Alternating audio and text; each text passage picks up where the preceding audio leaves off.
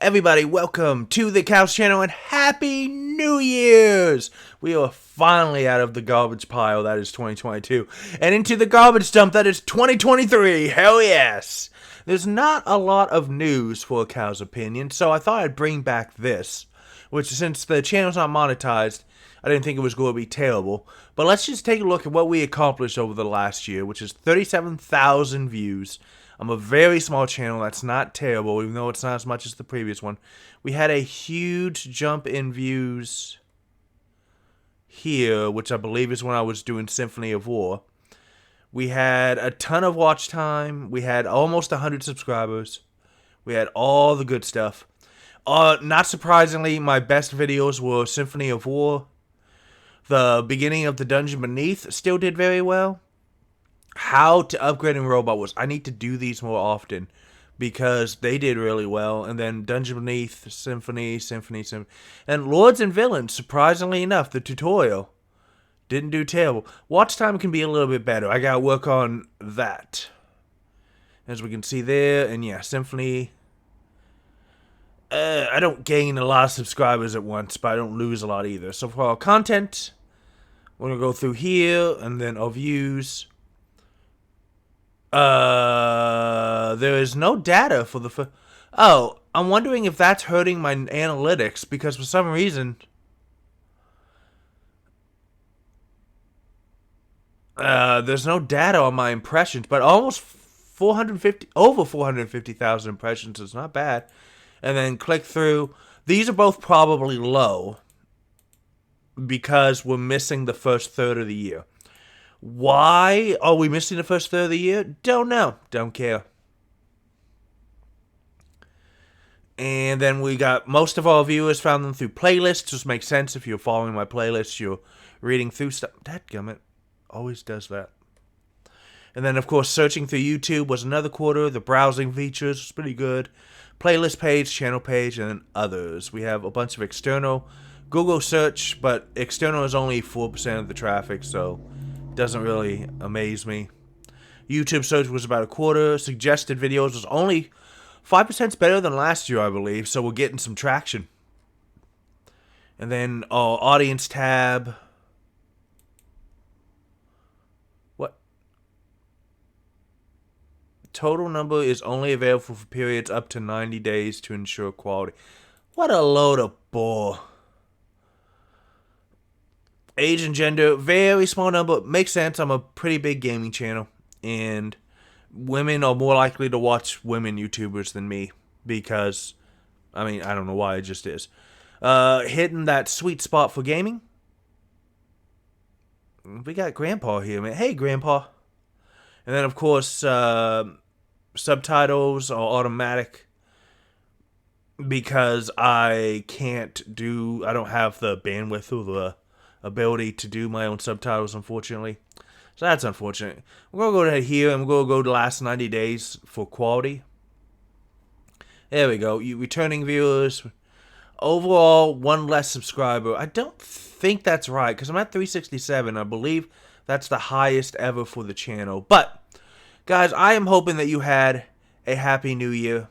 A wonderful new year. It was a very hard year for the cow. There was a lot of day job garbage going on for probably the first 8 months, which is basically everyone was either fired, transferred, or quit, or some combination of them at my day job.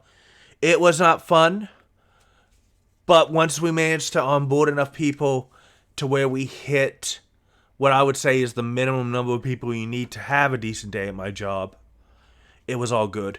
I am looking forward to several games, and in fact, I want to show you. So first of all, one of the games I'm looking forward to is not going to be on Steam. It is the new Fire Emblem. We're going to play it. I love Fire Emblem. I love Fire Emblem so much. But there's another game that's coming out in February, I believe, called Labyrinth of Zangetsu. It is a dungeon crawler, and my God, I love dungeon crawlers. It's also got one of my biggest pet peeves fixed, which, as you can see, it is 6 people instead of 4.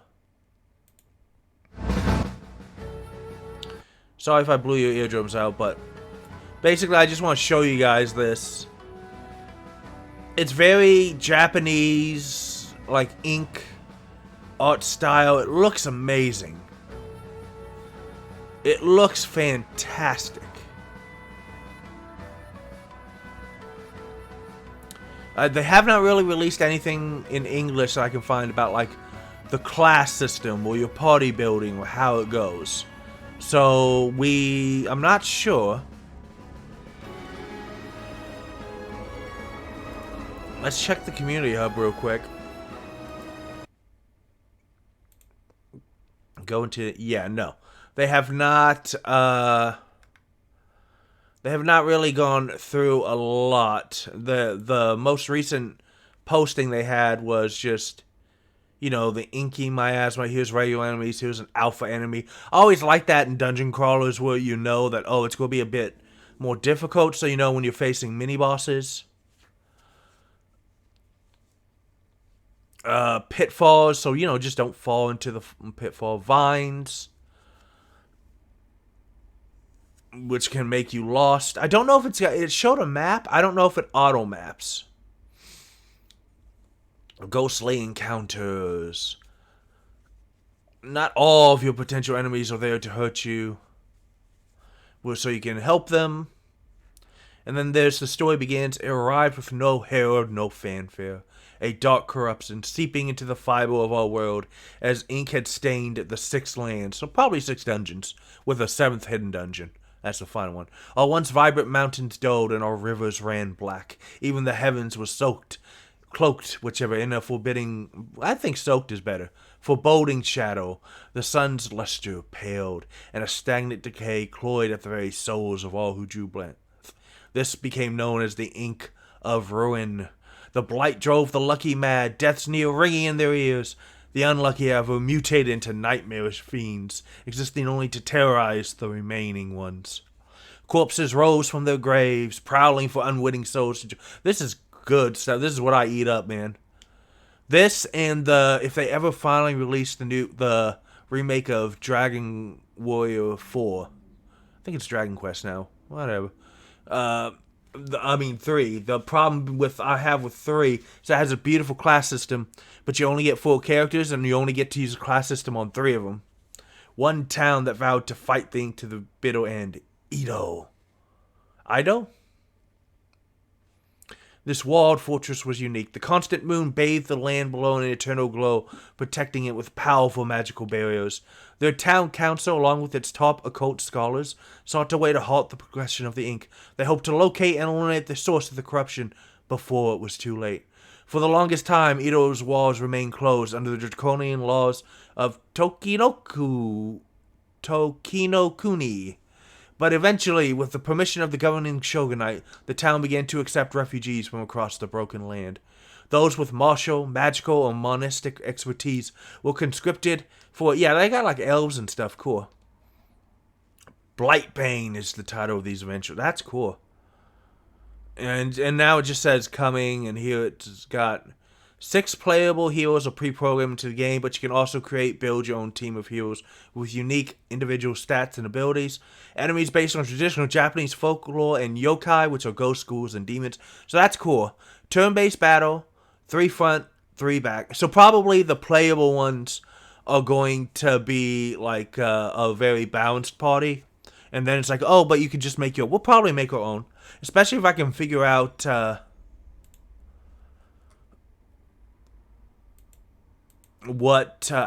the party system works in Labyrinth of Zangetsu.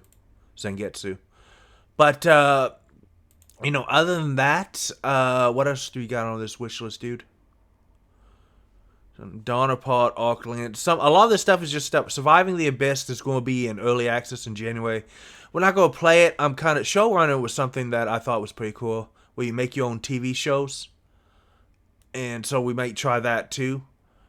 Surviving the Abyss, I won't be playing early access because I'm worried that something like that seems like too much of the story.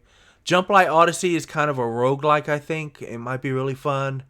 That one's kind of cool. This one's really weird, but then a lot of early access games I like to just keep an eye on. to see if they are worth playing for the channel. Oxygen, kind of interesting. Floodland, very cool art style. Dredge, kind of a Lovecraftian fishing game, which is as weird as it sounds. Infection Free Zone. These are the guys who made that 911 Operator, and my god, I love 911 Operator. This game was not what I wanted. So the problem with Adventure Academia, it takes place in the class of heroes, but instead of building upon the dungeon crawling and making like you run an entire school instead of just a few students, they made it this weird kind of RTS thing, and it is not going very well, unfortunately. Is there more frustration than fun? This is the only review they got. This is a real-time strategy game, but a bad one because it doesn't feel like strategizing to win. It's more of dealing with the game's bad designs. You have to defeat the assigned target while keeping your main character alive. Defeating the targets are easy, but keeping your main character alive isn't. They move at a snail pace, often slower than most summoned, which I refer to as students.